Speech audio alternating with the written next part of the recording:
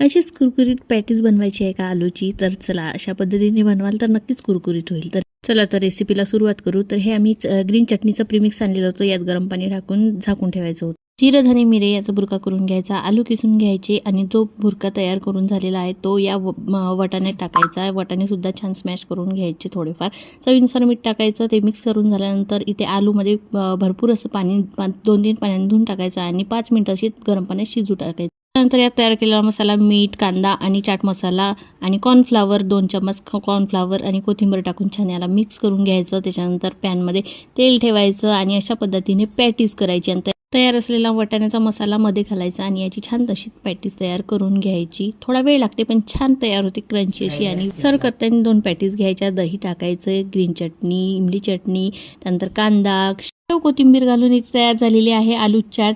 Video आवडल्या चॅनलला like करा, शेअर करा, सबस्क्राईब करा।